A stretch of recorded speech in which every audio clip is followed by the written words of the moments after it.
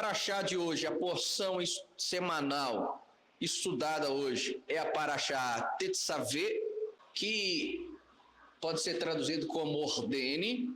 Ela corresponde a Êxodo capítulo 27, versículo 20, e vai até Êxodo capítulo 30, versículo 10. Irmãos, fazendo um resumo bem rápido aqui dessa paraxá, dessa porção, desses 3 capítulos que nós vamos estudar. A paraxá, ela começa com a ordem do Senhor para que o povo fornecesse azeite de oliva puro para o acendimento da menorá. Então, a paraxá começa com essa ordem, né? Tetzaveh, ordene. Então, a paraxá Tetzaveh, ordene, vem de tzivá, que significa conectar. Por exemplo, a palavra hebraica para mandamento é mitzvah, que vem da mesma raiz, tzivá. Ou seja, quando eu guardo os mandamentos do Eterno, eu me conecto com o Eterno. E é interessante porque quando você vai para a palavra religião, e aí nós temos que pegar emprestada esta palavra, por exemplo, quando você vai para o latim, né, nossa língua, a língua que deu origem ao nosso português, a palavra religião é religare, em latim, que significa religar. Ou seja, então o trabalho da religião é religar o homem novamente a Deus. E como é que eu reconecto, como é que eu religo a pessoa a Deus? Ensinando ela os mandamentos, porque na medida que nós obedecemos os mandamentos, mitzvot, mitzvah, nós estamos tzivá, nos conectando com o Eterno. Então, a paraxá inicia com o mandamento do Senhor ordenando para que o povo fornecesse azeite puro de oliva para o acendimento da menorá. Novamente, o Eterno diz para Moisés, diga ao povo, ordene ao povo, né? É interessante que aqui é diferente da paraxá Terumá, a paraxá anterior que nós estudamos. Na paraxá Terumá, sobre os objetos do tabernáculo, os materiais nobres, os tecidos, todo o material para a construção do Mishkan, do tabernáculo, foi uma contribuição voluntária, foi uma terumá, né, uma contribuição voluntária, né, aquele que propusesse no seu coração de doar. Aqui já é diferente. Aqui é Tetzaveh, ordene ao povo de Israel que traga a você azeite puro de azeitonas, de oliva. Então é forte isso aí, o tom já muda. Para a gente fazer um resumo, a paraxá continua a desenvolver e depois ela vai falar sobre a confecção das vestimentas sacerdotais. Então essa paraxá Tetzaveh fala das vestes sacerdotais. Esse é um assunto também muito, muito profundo também, tá? Quando você olha para a Bíblia, de Gênesis a Apocalipse fala de vestes. Então, é algo muito profundo. Se a gente fosse pegar esse segundo tópico aqui da paraxá sobre as vestes sacerdotais, isso aqui dá horas, dias de estudo só sobre as vestes, porque quando você pega a Bíblia, é de Gênesis a Apocalipse falando de vestes.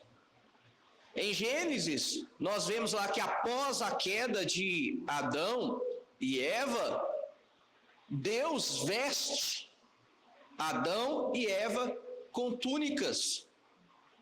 Então, Gênesis, já no princípio, quando você vai lá para o final da Bíblia, para o Apocalipse, você vai ver Deus dando vestes brancas àqueles que lavaram as suas vestes no sangue do Cordeiro. Então, você vai ver que herdam o reino aqueles que lavaram as suas vestes no sangue do Cordeiro. Então, vestes na Bíblia, ela vai de Gênesis a Apocalipse. Então, é um assunto também muito profundo. E aí a paraxá continua a se desenvolver e nós temos a consagração de Aharon, do sacerdote, do sumo sacerdote Arão e de seus filhos, né, para o ofício de sacerdotes, aqueles que iriam conduzir ali o serviço do Mishkan, do tabernáculo, ok? E aí nós vamos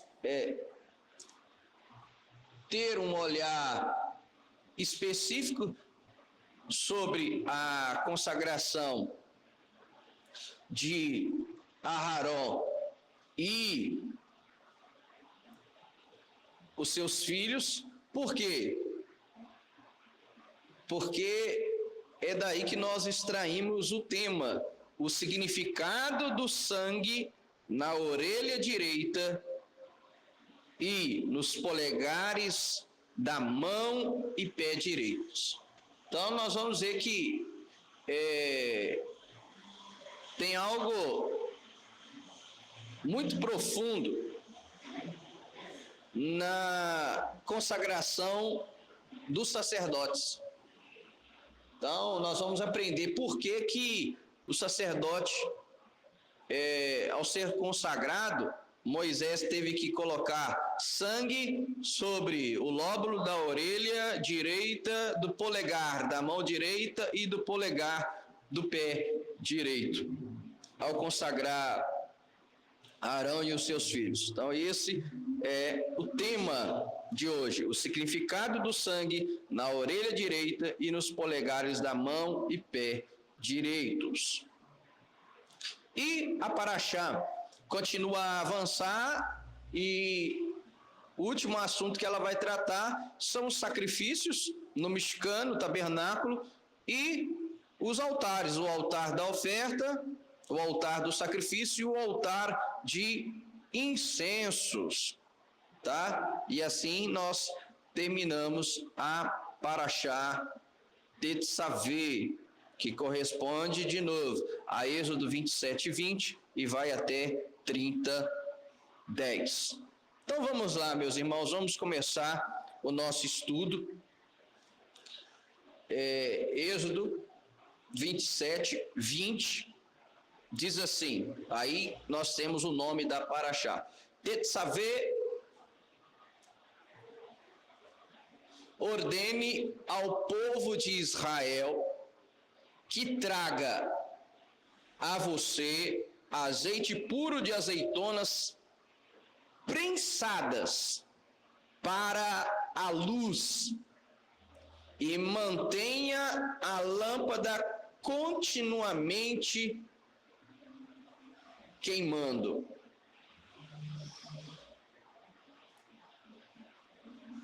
Então nós temos essa ordem do Eterno, Tetzaveh, para que o povo fornecesse azeite puro para o acendimento da luz da menorá. E aqui eu quero trazer um princípio muito importante para nós hoje aqui. Segundo o Midrash, o azeite que se utilizava na época do povo de Israel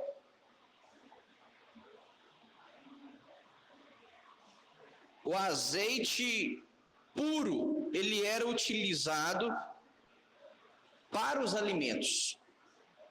Então, o azeite puro, o azeite de oliva, ele era usado para os alimentos, deixando só a sobra, o inferior, para iluminação. Então, os povos antigos E o povo de Israel, com certeza, seguia esse costume, essa tradição. Não, o óleo mais puro a gente usa para cozinhar, usa para alimentação, usa para consumo próprio. E aquele azeite mais inferior, que é o da segunda prensa, que já não é tão puro, aí usava para iluminação. E aí, aqui, o Eterno inverte as coisas. Aqui acontece o contrário. Ordene ao povo de Israel que traga azeite puro de azeitonas prensados para a luz e mantenha a lâmpada continuamente queimando. Então, as gotas mais puras agora são para a menorá. E as inferiores, o azeite inferior, os demais, são para as oferendas de cereais, por exemplo.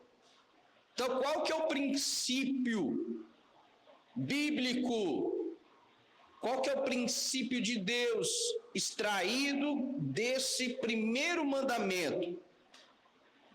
As necessidades corporais são segundo plano em relação aos espirituais. Ok? Então, o princípio desse mandamento é este. As necessidades corporais não devem ser primeiro plano. Pelo contrário, deve ser segundo plano em relação às coisas espirituais. Então, quando Deus ordena, olha, o azeite mais puro é para a luz, o azeite inferior é para as ofertas de cereais, onde o ofertante ofertava a Deus e participava, comia, né? O azeite inferior vocês vão usar para alimentação. Eu vou ensinar para vocês um princípio divino, um princípio dos céus. As suas necessidades corporais agora não são primeiro plano. Satisfação pessoal, prazer, não é primeiro plano, não. Agora é segundo plano. O primeiro plano é as coisas espirituais. Então, quando a gente entende esse princípio aqui, nós passamos a viver sob os princípios do reino. E, de novo, isso aqui é desde o Gênesis. A gente aprende isso. Qual que é a ordem das coisas? No princípio criou Deus os céus e depois a terra.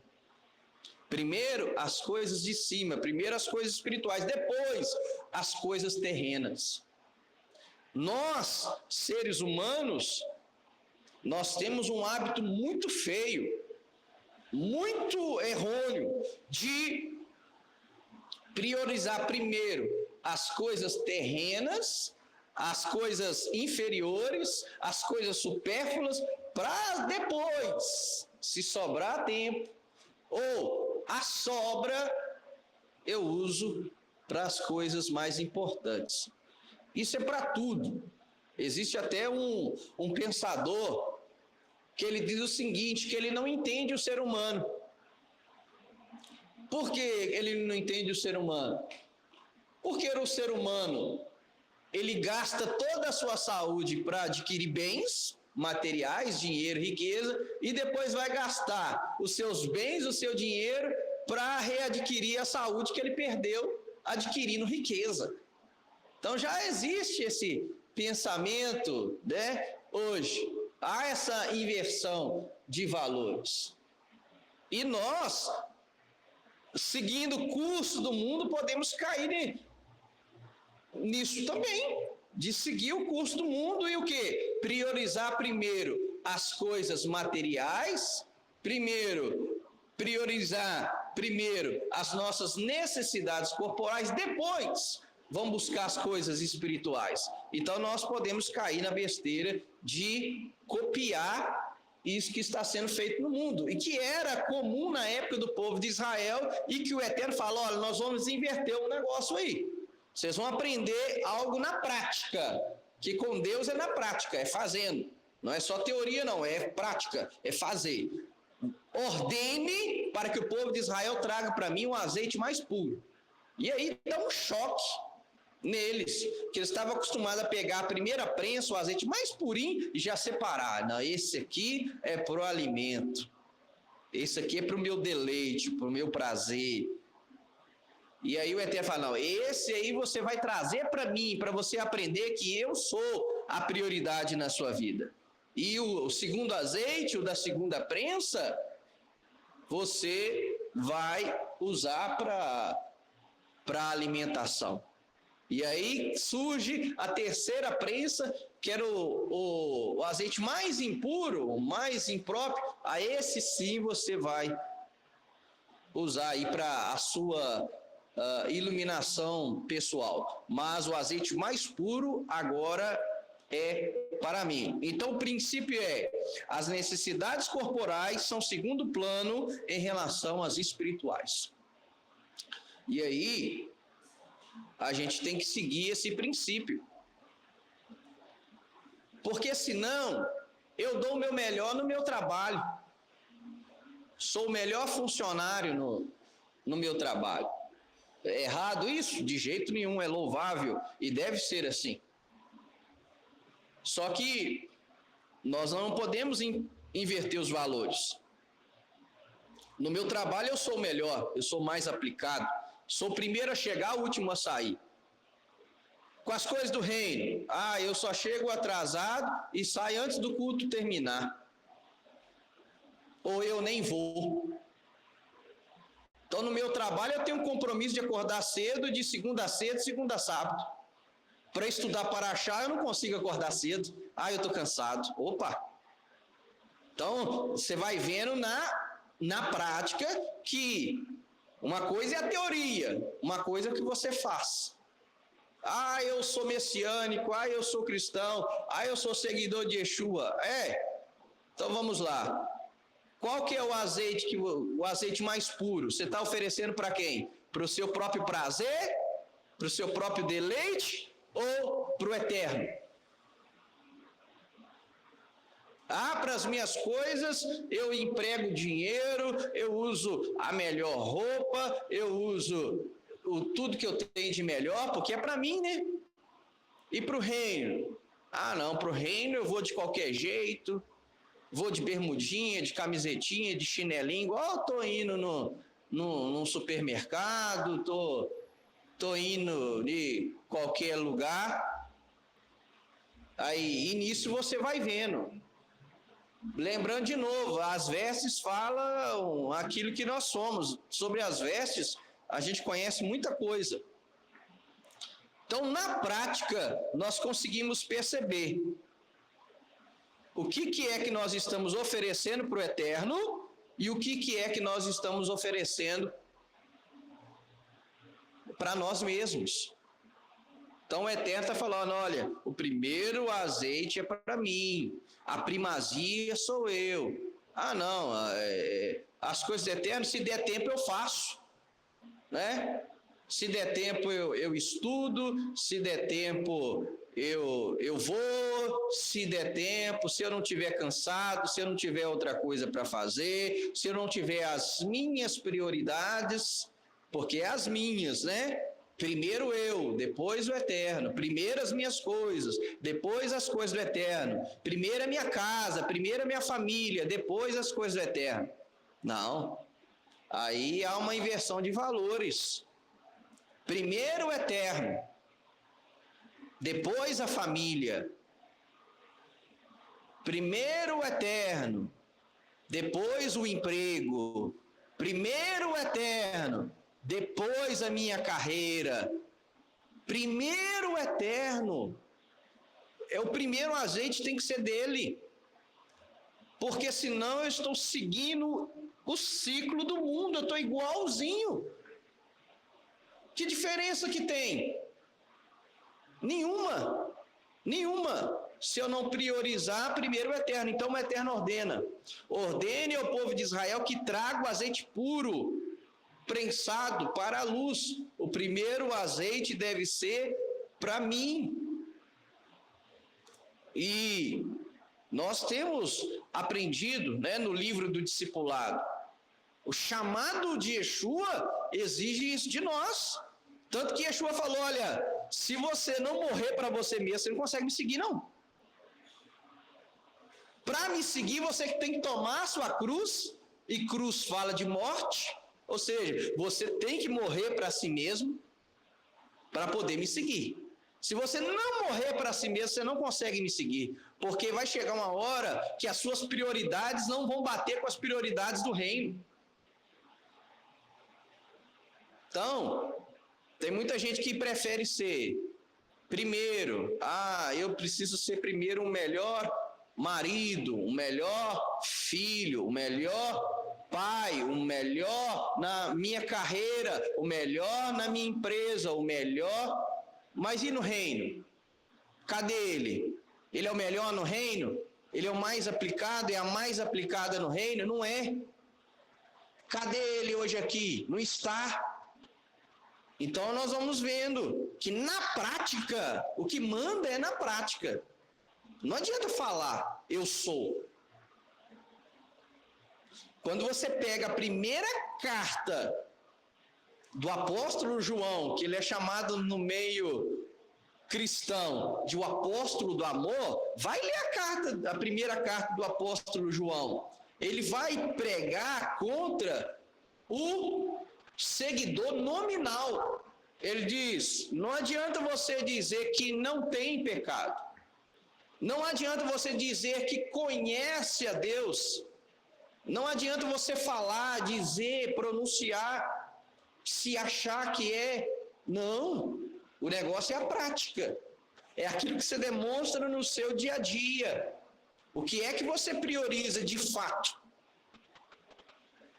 Não, eu não posso sacrificar o meu tempo, parar para estudar, não, meu tempo é muito corrido, não dá. Tá vendo? O seu tempo não dá. Porque o tempo ainda continua sendo seu, não é do eterno.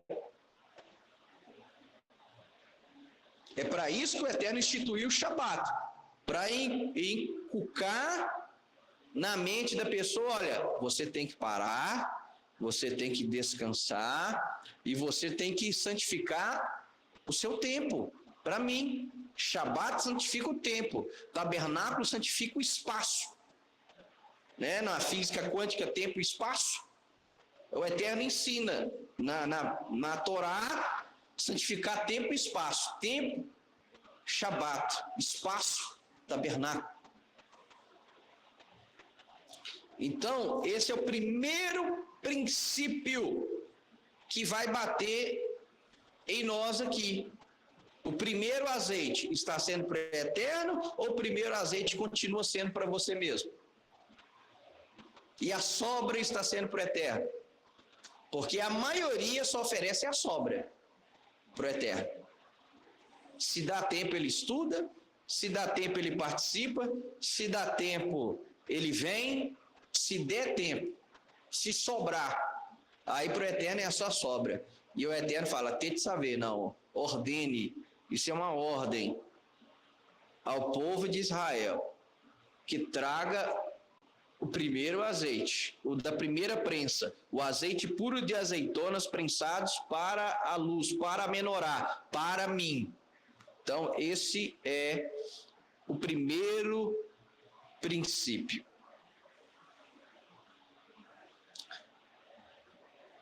Outro tema importante aqui é que a ordem é para trazer azeite.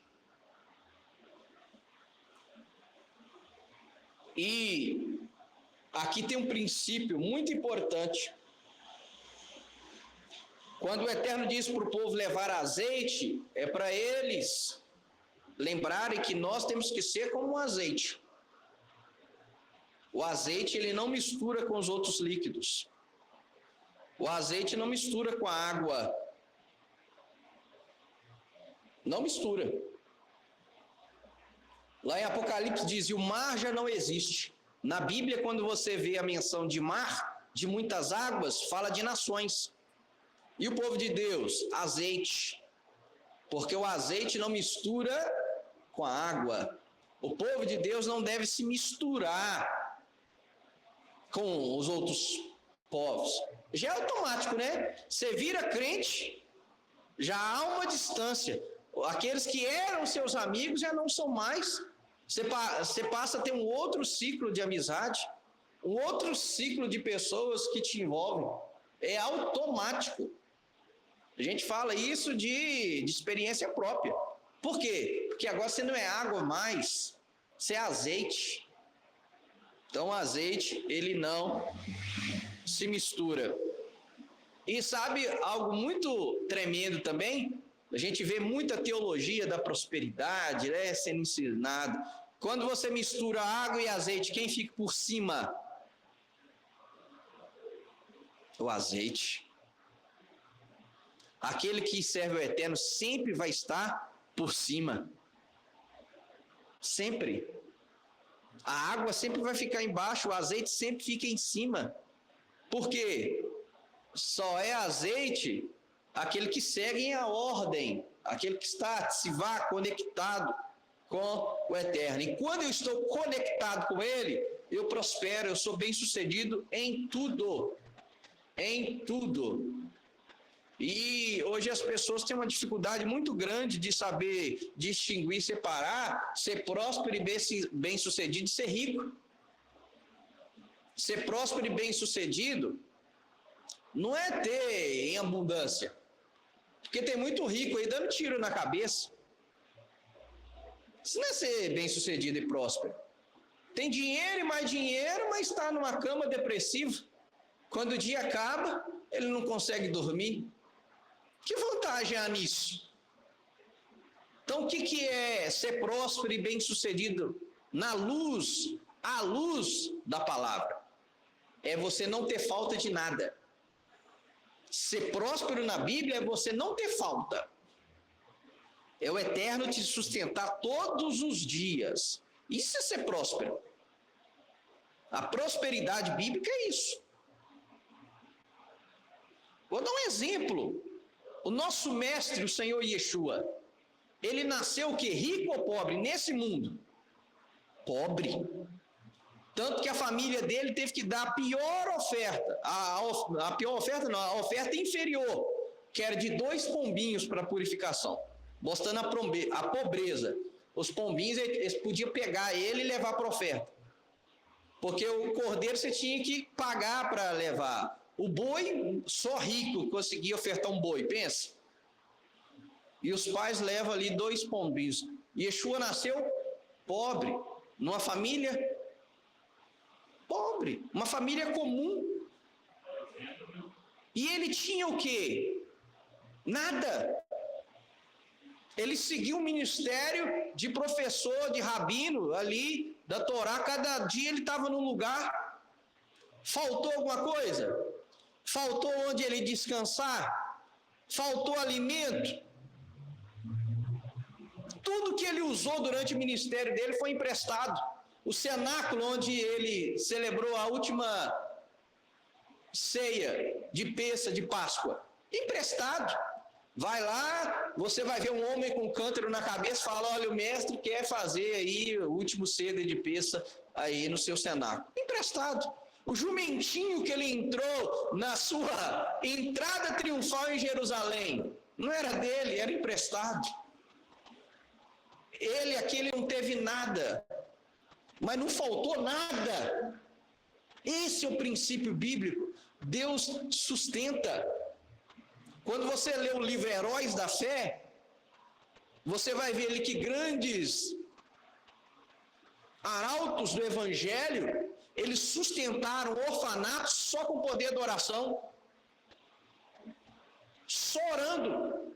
Chegava lá aqueles que administravam o orfanato e dizia para o pregador, pregador, não tem comida para dar para os órfãos aqui não.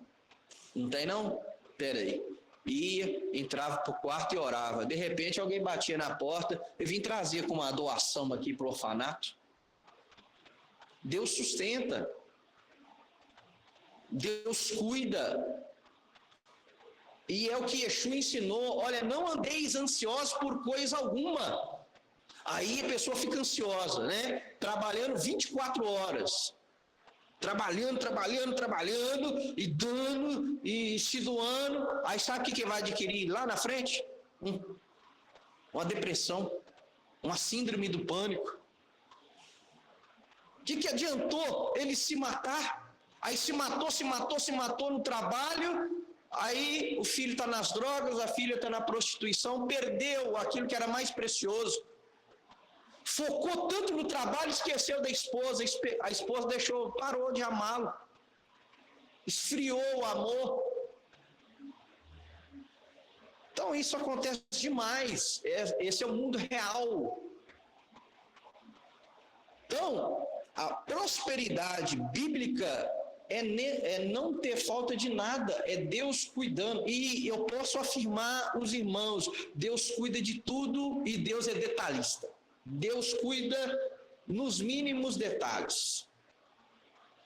É o que o pessoal diz aí, Deus não demora, Deus capricha. É verdade. É verdade. Tudo vem na hora certa. É no tempo dele, não no nosso. Mas quando acontece, meu Deus, aí é o que a Bíblia diz, aí vai além da nossa expectativa. Que a Bíblia diz assim, né, que nós devemos apresentar a Deus as nossas necessidades através da oração e da súplica. Só que Deus faz, a Bíblia diz, Deus faz infinitamente mais aquilo que pedimos ou até mesmo pensamos. Ah, Senhor, o Senhor podia fazer assim, assim, assado. Deus faz além, Deus faz melhor. Então, é isso, irmãos. Ordene ao povo de Israel que traga azeite puro de azeitonas prensadas, ou, dependendo da sua versão, batido. E a palavra aí, em hebraico, é katit. C-A-T-I-T. Katit. Para azeite batido ou azeite prensado. C-A-T-I-T. Katit. Então, azeite batido, azeite prensado. Aí você vê que a palavra de Deus, ela é muito profunda. Muito.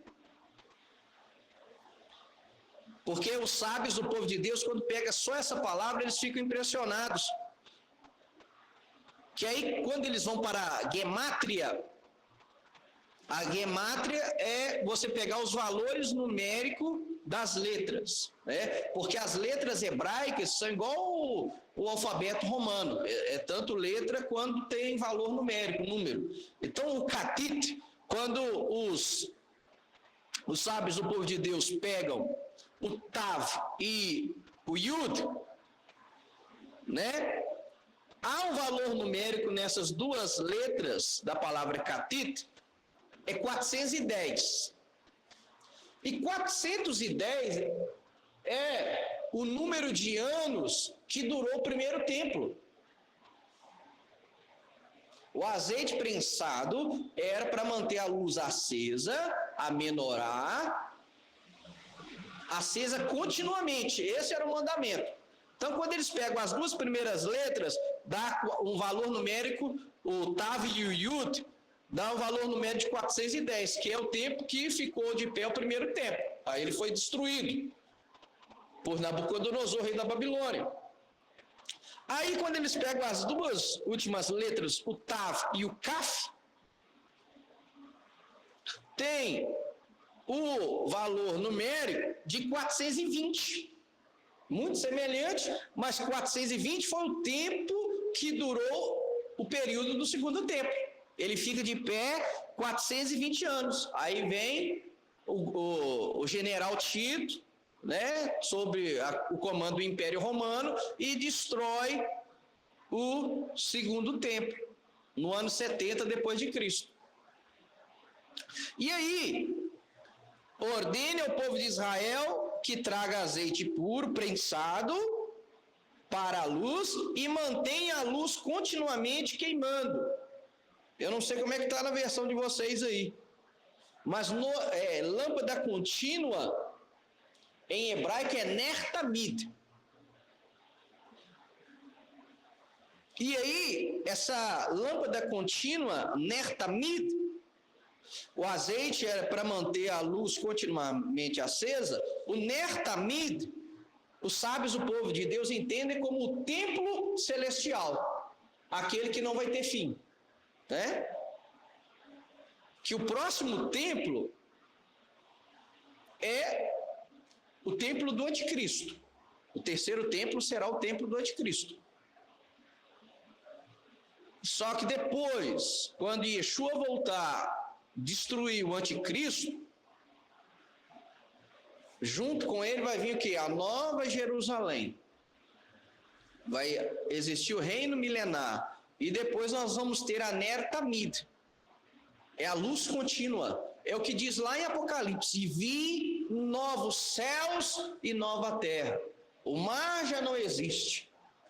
E não há necessidade de sol, nem de luz, porque o próprio Deus ilumina a cidade. Então, apontando para essa Ner Tamid. Então, essa Ner Tamid aponta para o Olam Rabá, para o mundo vindouro, para a restauração de todas as coisas. Tá? Então, olha para você ver, só nesse versículo, tanto de ensinamento e princípio que nós extraímos daqui.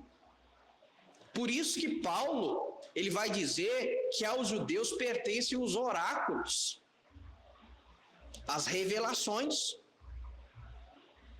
Então, há hoje um preconceito muito grande do cristianismo de não querer aprender as escrituras à luz judaica. E eu sempre que eu converso com um, com o outro, eu sempre afirmo: quanto mais eu estudo a Bíblia no seu contexto judaico, no seu contexto original, mais eu tenho certeza que Yeshua é o Messias. Eu fico impressionado como que uma pessoa consegue negar Yeshua estudando tradição judaica. Eu fico impressionado, porque não entra na minha cabeça. Quanto mais eu estudo, mais eu tenho certeza que Yeshua é o Messias. Porque não tem lógica. Quanto mais eu estudo a tradição judaica, mais eu aprendo que o Novo Testamento é um livro judaico. Não tem nada de Roma. E você vai ver, aquele que estuda a cultura judaica, que começa a desconfiar da divindade do Messias. Jesus não era Deus. Já pula fora. O Novo Testamento é livro de Roma, ele está cheio de adulterações. Pula fora. Não tem nada mais judaico do que o Novo Testamento. Não tem. Se você, de fato, estudar literatura judaica, cultura judaica, tradição judaica, não tem como.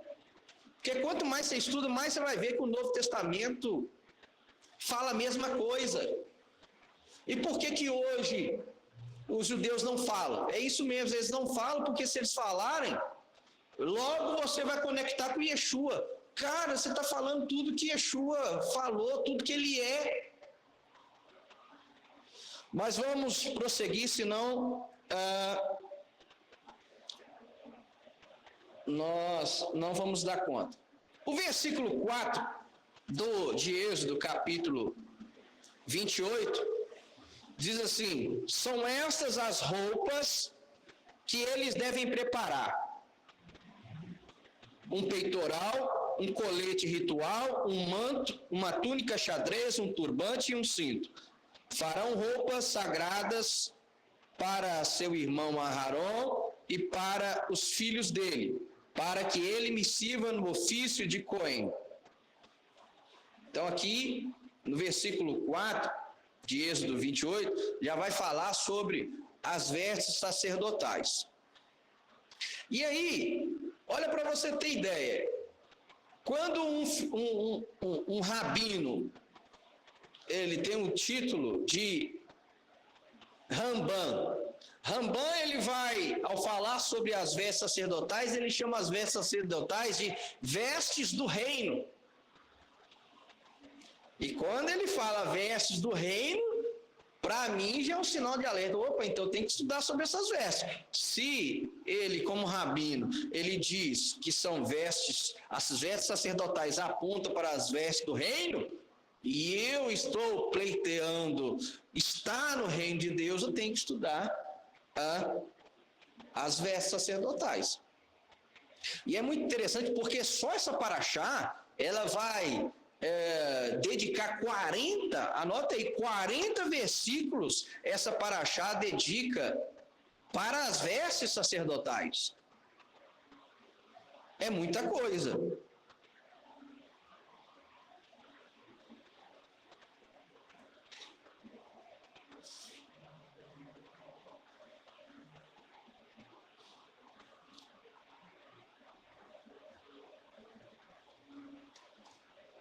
E olha para você ver a cultura judaica. Segundo o livro Taniá,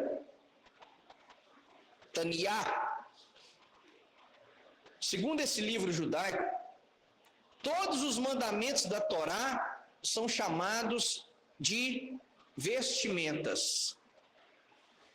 Então, na cultura judaica, os mandamentos são chamados de veste. Os mandamentos são as vestes da Torá.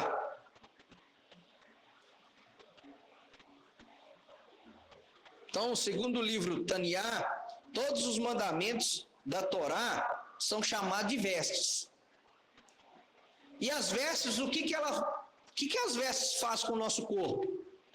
Quando você veste uma roupa, você se sente o quê? Envolvido.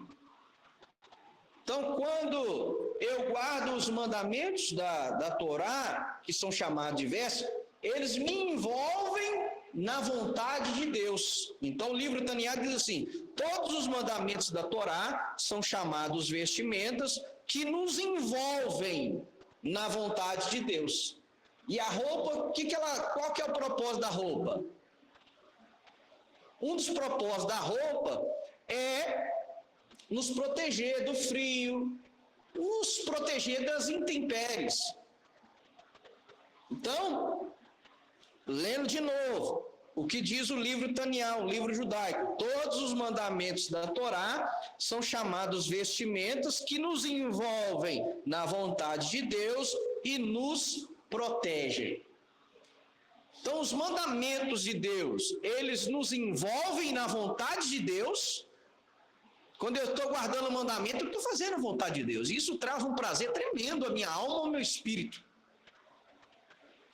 E quando eu estou guardando os mandamentos, esses mandamentos me protegem. Me protege de um assassinato, me protege de um adultério, me protege de um roubo, me protege de ser uma falsa testemunha, me protege de ser um invejoso, um cobiçoso. Os mandamentos me protegem.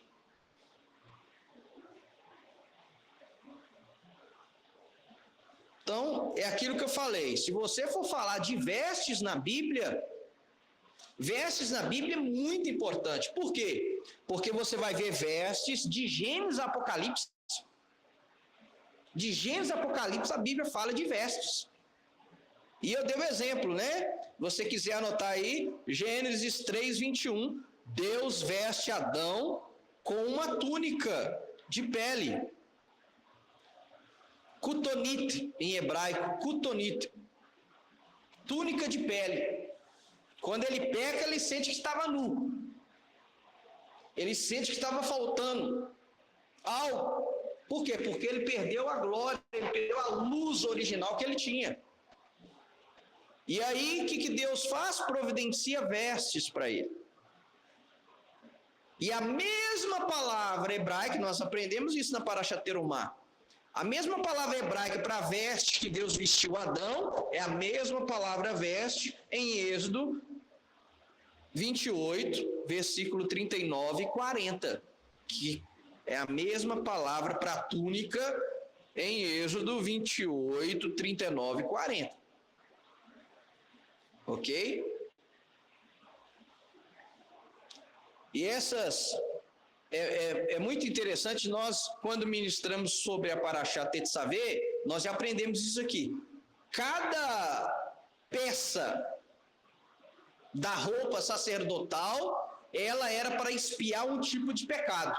Lembra disso?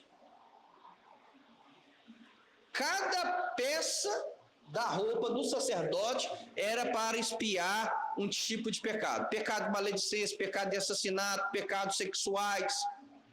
pecado de orgulho. Cada peça sacerdotal é para expiar o tipo do pecado. Então isso é muito profundo também. E nós temos que... E isso fala muito conosco porque Êxodo 19, 6 diz que o povo de Israel é um reino de sacerdotes. Êxodo 19, 6. E não só o povo de Israel, mas todos nós. Tanto que Pedro vai citar esse mesmo texto na sua primeira carta, 1 Pedro 2,9. Eu vou ler aqui 1 Pedro 2,9.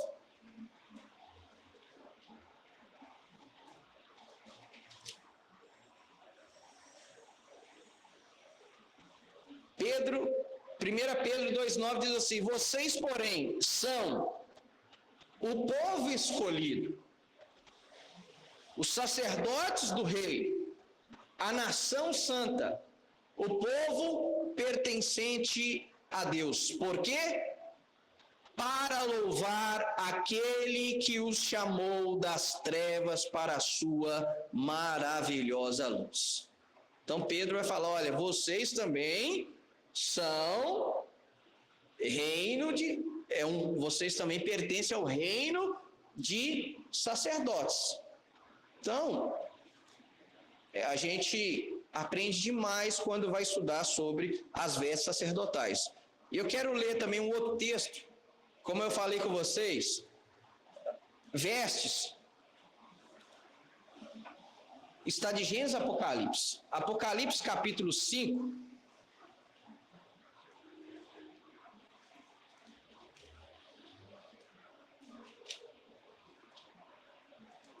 versículo 9 e 10.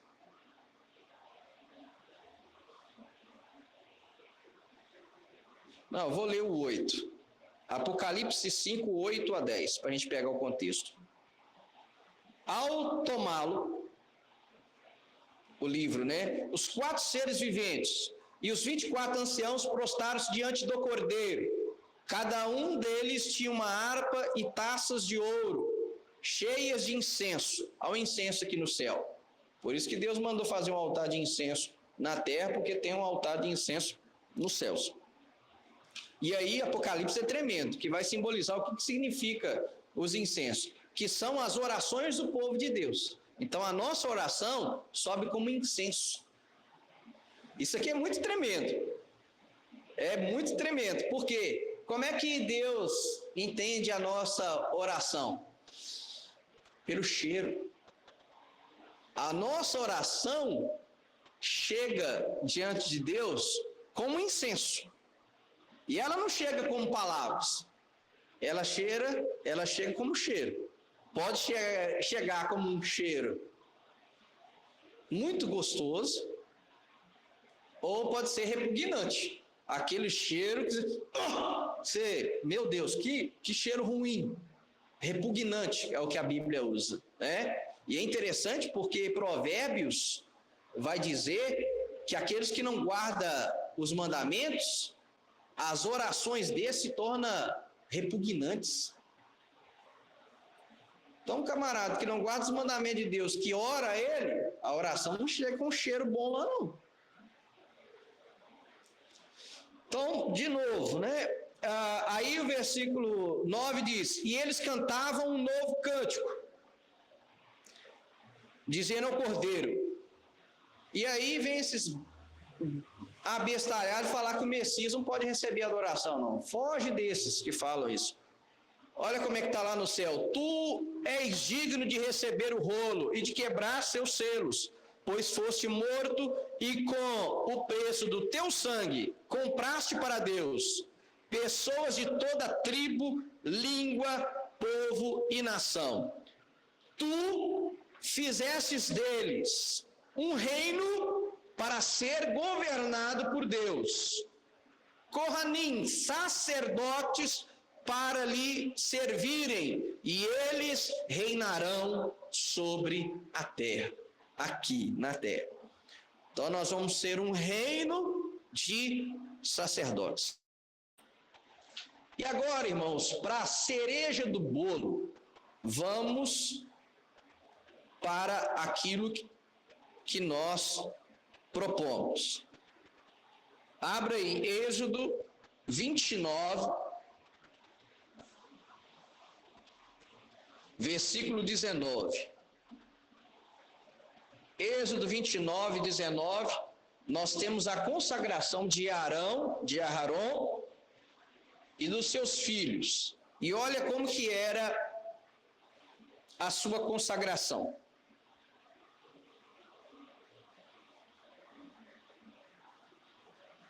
Está até no post da ministração de hoje, Moisés passando sangue na orelha, né, de Arão.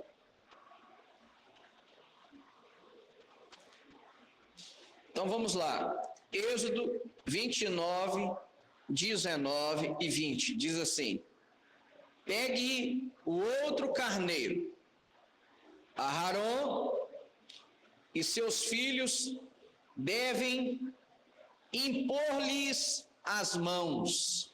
Isso aqui é muito interessante. Todo sacrifício tinha essa cerimônia de transmissão de pecado. A pessoa, quando ia na época do tabernáculo, na época do templo, oferecer uma oferta de sacrifício, ela impunha as mãos sobre o animal e confessava os pecados em cima daquele animal. Para mostrar o quê? Os meus pecados, quem está levando eles é esse animal. E já nessa época Deus apontava: o pecado gera morte. O pecado, o erro exige justiça, e a justiça é a morte. O pecado gera morte. É o mesmo princípio que Paulo pega e continua a usar no Novo Testamento. Pecado gera morte. E sem sangue não há remissão de pecados. É por isso que o escritor aos Hebreus, que a tradição nazarena diz que foi o próprio Paulo que escreveu Hebreus. E aí, Hebreus diz que sem sangue não há remissão de pecados. Então, esse sacrifício que você impõe a mão, confessar o pecado, um ser inocente levando a culpa que é sua. E ao levar ele, o ser inocente, a sua culpa, ele tem que morrer.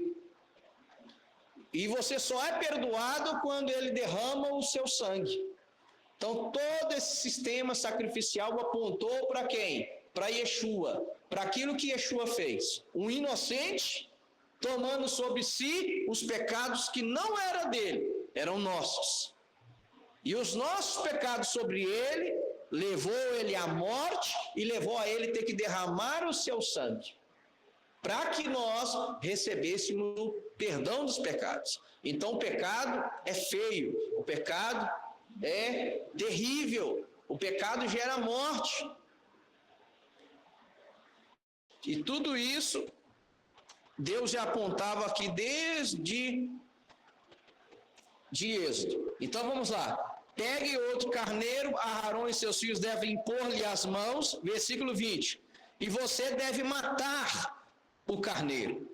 Pegar um pouco de seu sangue e aplicá-lo ao lóbulo da orelha direita de Aarão. Era dentro mesmo. É como se fosse nessa parte de dentro do externa, mas a parte de dentro do ouvido. Colocar o sangue ali. Ao lóbulo da orelha direita de Arão e ao lóbulo da orelha direita de todos os seus filhos, aos polegares da mão e do pé direitos. Pegue o resto do sangue e borrife-o em todos os lados do altar. E o versículo 21 diz: depois disso, pegue um pouco do sangue que está sobre o altar e um pouco do óleo da unção e faça aspersão com eles sobre Aarão, suas roupas e sobre seus filhos e as roupas deles que estão com eles, para que ele e suas roupas sejam consagrados, e com seus filhos e as roupas deles. Porque só existia expiação dos pecados, irmãos, se o sacerdote estivesse portando a roupa dele. Sem a roupa sacerdotal não tinha perdão também. Então, o perdão também está associado às vestes sacerdotais. Então, tem um significado tremendo sobre as vestes. E nada na Bíblia está por acaso.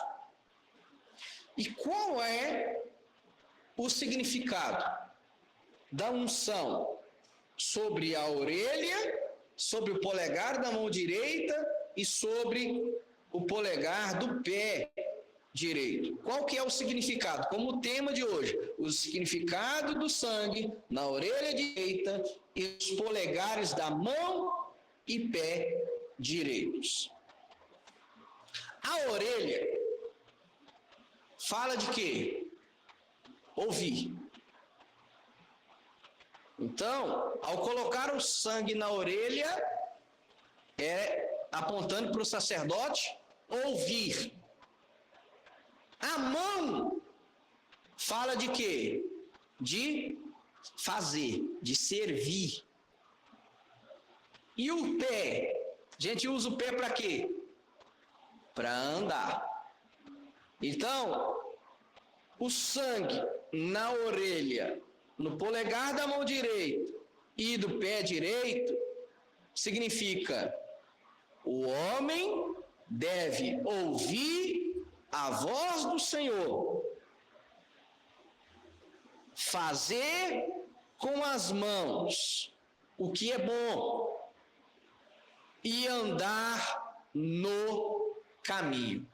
De novo, o significado do sangue na orelha direita, no polegar da mão direita e no polegar do pé direito é: o homem deve ouvir a voz do Senhor, fazer com as mãos o que é bom e andar no caminho.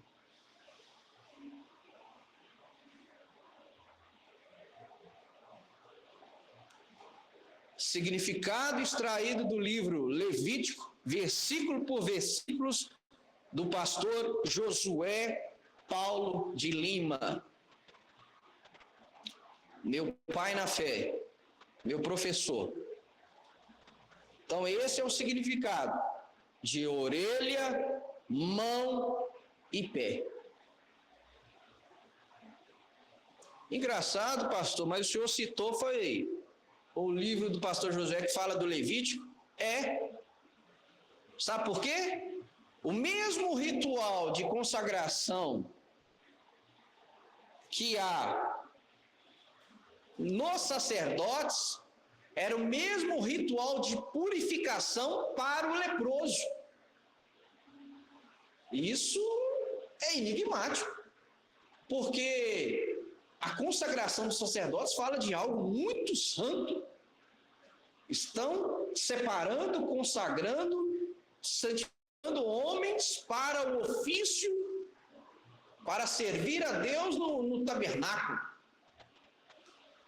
E o mesmo ritual, a mesma cerimônia, era a cerimônia de purificação de um homem que foi afligido com o tzarrat, que é traduzido erroneamente como lepra.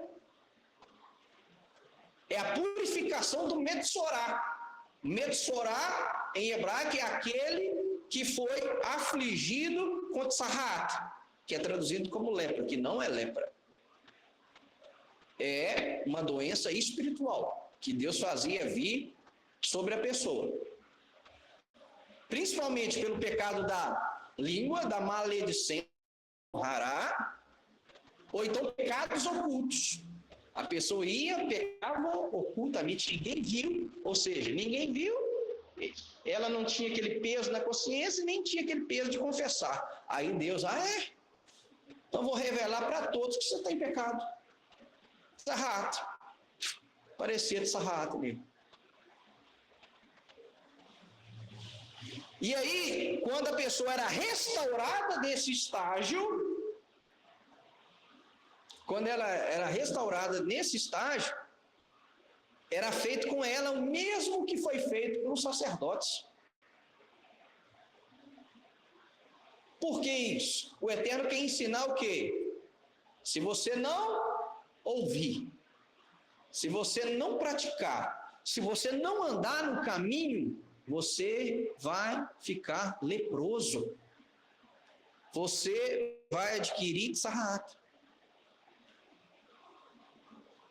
Ou seja, aquele que está saindo desse estágio estava ensinando para ele. Agora, você, para não voltar a esse estágio, o que você deve fazer?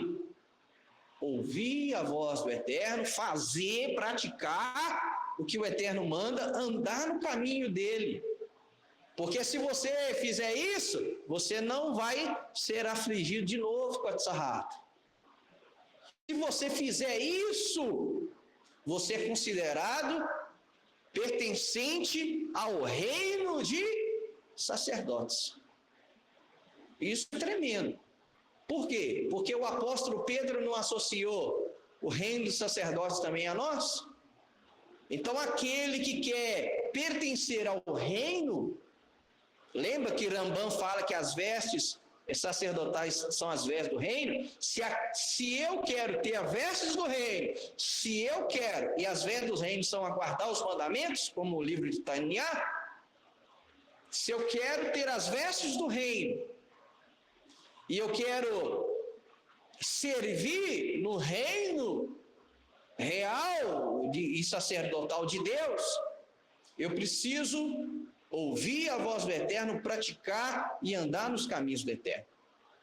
Pelo contrário, eu vou ser um metsorá, eu vou ser um leproso, um afligido contra sarrato. Vamos lá para Levítico 14, que vai falar sobre isso.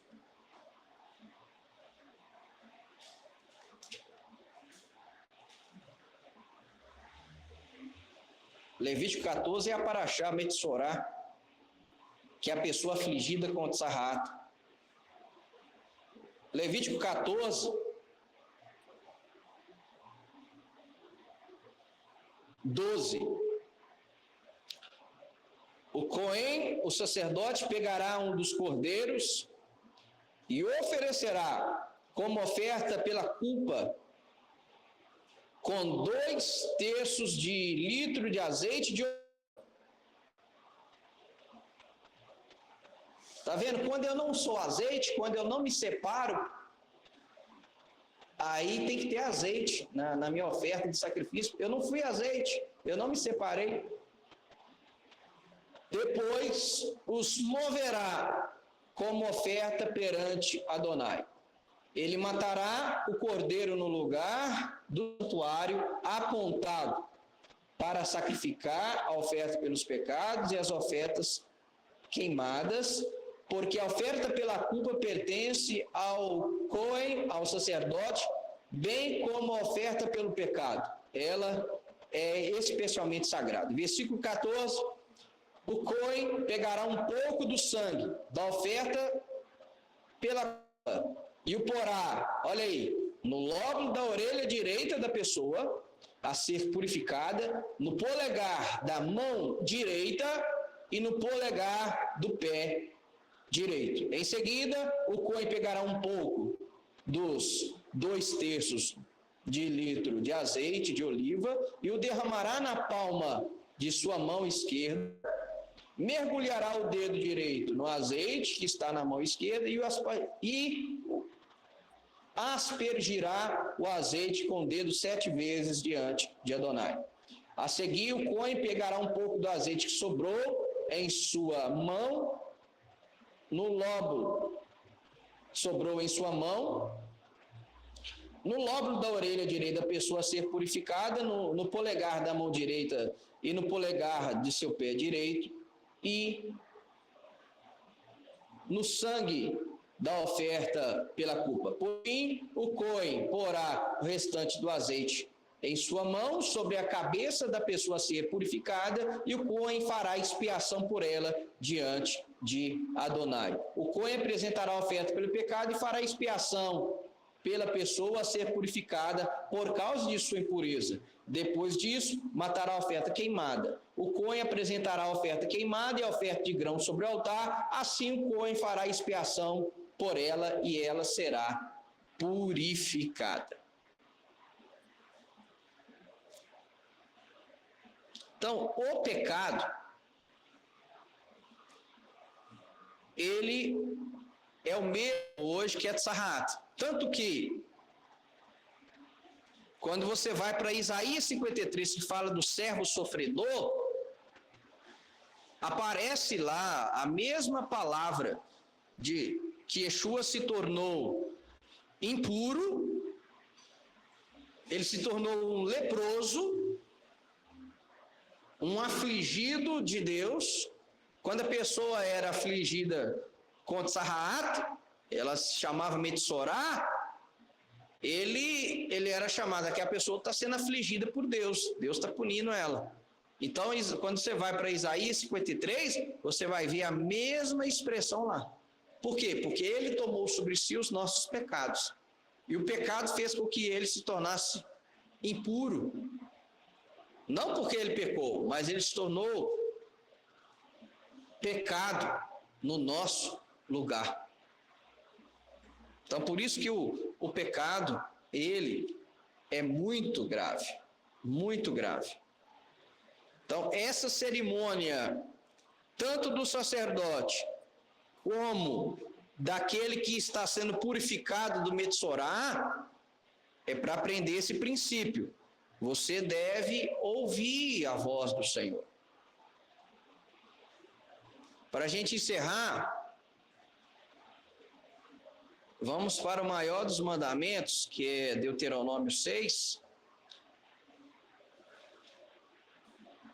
Deuteronômio 6:4, Shema. Por isso que o maior dos mandamentos, segundo Yeshua, é Shema. E o que é Shema? Shema Israel. Ouve, Israel. Escute. Você tem que ouvir. Deus falou, você tem que ouvir.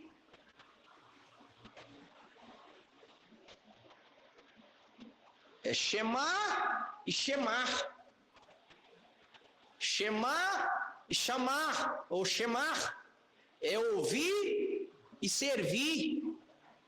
É ouvir e fazer. Esse é o maior dos mandamentos. Êxodo.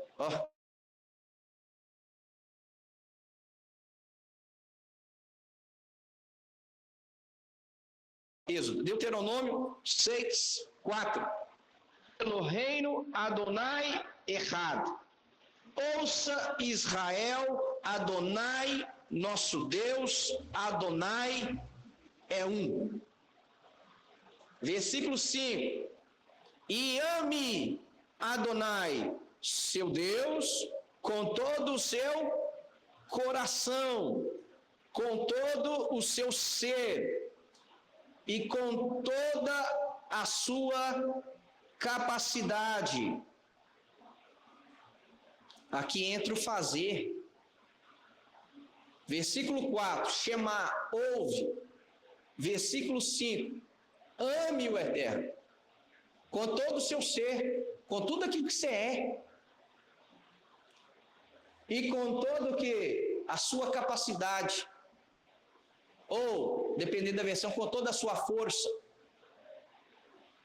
Mas a palavra aí no original hebraico é com todo o seu muito. É com todas as suas posses. Ou seja, você deve servir o Eterno com tudo que você é, que Ele está permitindo você ser, e com tudo aquilo que você tem. O carro não é seu. A casa não é sua. A roupa não é sua. Você não tem nada. Tudo que você possui é do Eterno. E deve estar a serviço dele. É por isso que um emprestou o cenáculo para Yeshua, é por isso que o outro emprestou o jumento para Yeshua. Tudo que é nosso, que está sob nossa posse, deve estar a serviço do reino. O notebook não é meu, o violão não é meu, o microfone não é meu. Eu não posso falar, é meu. Primeiro que em hebraico nem existe isso. Hebraico não se aplica o verbo ser na primeira pessoa. Só o Eterno. Só Ele é. Eu não digo eu sou professor em hebraico. Eu digo eu estou professor.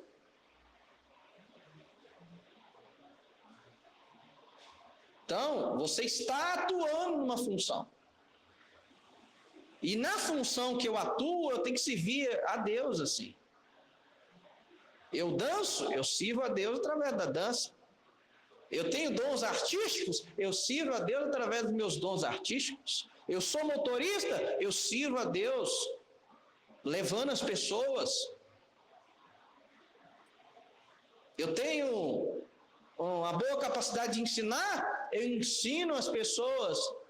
Aquilo que Deus está me permitindo ser, eu tenho que servir a Deus. Eu tenho que servir a Deus como médico, como advogado, como dentista, como engenheiro. Na minha função, eu tenho que servir o Eterno. Chega a pessoa lá toda problemática economicamente. Qual que é a minha função? Eu tenho que ajudá-la. Não é só porque eu recebo para isso. Não. O Eterno está me permitindo exercer essa função, eu tenho que servir a Ele através dessa função. E aquilo que Ele me permite possuir. Em hebraico não existe, eu tenho um carro. Aquele carro ali está para mim. Está para o meu uso. Em hebraico não existe ter e ser. Só Ele tem. Tudo é dele. E Ele dá a quem quer. Eu não sou nada, só Ele é. Ele nos permite ser alguma coisa. Então esse é o princípio. Versículo 4, chamar, ouvir, orelha direita,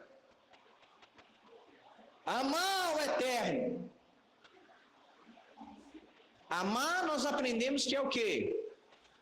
É servir, não é? Amar não vem do original doar. Aquele que ama é aquele que se doa. Então não adianta o camarada falar que ama a Deus e ele não se doa para o reino. Mão direita, servir. Você está servindo? Você está prestando para alguma coisa? Versículo 6. Estas palavras que ordeno a você hoje estarão no seu coração. Versículo 7. Ensine-as com cuidado a seus filhos. Fale a respeito delas ao sentar-se em casa, ao viajar pela estrada, ao caminho aí, ó, aos pés aí, ao deitar-se e ao levantar-se. Então o versículo fala, olha, você vai ensinar, principalmente seus filhos, quando você estiver andando no caminho. O que é andar no caminho? Por isso que é consagrado o pé, é ungido o pé, é colocado sangue no polegar. Andar no caminho, é isso aqui, ó. Eu deito servindo ao Eterno, eu já acordo servindo ao Eterno, andando pelo caminho, eu estou falando do Eterno, é o meu dia a dia. Eu tenho que mostrar através do meu cotidiano, da minha rotina, a minha rotina tem que mostrar que eu sirvo a Ele. Isso é andar no caminho. É aquilo que eu sempre ensino os pais para com os filhos, né? O sábio Salomão diz o quê? Ensina o menino. Não é o caminho, é no caminho. É pegar na mão do menino e falar, é assim, filho, que faz, ó. É assim, filho, que serve a Deus. É assim, filha, que serve a Deus. É ensinar dando exemplo, mostrando como é que faz.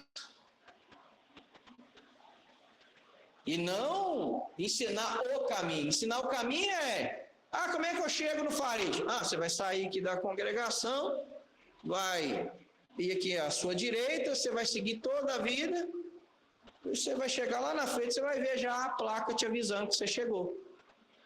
E você mostrar o caminho. A Bíblia não diz para você mostrar o caminho. É para você ensinar no caminho. Como é que faz? Como é que serve o terno? Então é isso, irmãos. O significado e o segredo para nós termos vestes sacerdotais, para podermos entrar no reino de sacerdotes, é ouvir ao Eterno, ouvir a voz do Eterno, servir ao Eterno, fazer o que é bom e andar no caminho do Senhor. Se nós não fizermos isso, nós não vamos entrar no reino. É interessante, por exemplo, Yeshua conta a parábola, né? Do homem que estava o quê? Sem as vestes nupciais, com as vestes da festa do casamento. E o que aconteceu com ele? Ele não entrou para a festa. Yeshua conta essa história, que o rei fez um banquete, chamou todas as pessoas e só entrou para participar das bodas aquele que estava vestido. E nós aprendemos aqui que as vestes falam dos mandamentos do Eterno. E nós aprendemos aí sobre o sangue de Yeshua, que nos purifica, e sobre o azeite que não se mistura. Aprendemos que a prioridade deve ser o reino, e não minha vontade mais. Não mais eu. É o que Paulo falou. Não vivo mais eu, mas Cristo vive em mim. E a vida que agora vivo na carne, não vivo-a para mim, vivo-a para o Filho de Deus. E tem muita gente dizendo que serve ao Eterno, mas não serve. Porque a prioridade dele e dela ainda não é o Eterno. Ainda é ele, ainda é ela. Ainda é as coisas dele, ainda é as coisas dela. Então, essa paraxá é um sinal de alerta para todos nós. Porque naquele dia não vai adiantar, Senhor, Senhor, eu fiz isso, fiz aquilo. Não entra. Yeshua contou a parábola, olhou, o que esse camarada está aqui fazendo sem as vestes? Pegou ele e lançou ele nas trevas, onde há pranto e ranger de dentes. É o que Yeshua contou a história. E Yeshua contou essa história. Não vai entrar no reino de sacerdotes sem as vestes sacerdotais. Tem que ter sangue, tem que ter azeite, tem que ter vestes sacerdotais.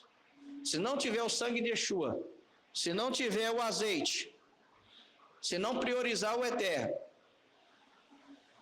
se não tiver vestes sacerdotais, que é guardar os mandamentos, não vai entrar no reino de sacerdotes. Amém? Então esse é um alerta da palavra do Eterno para todos nós. Aquele que tem ouvidos, ouça o que o Espírito diz à igreja. Shabbat Shalom.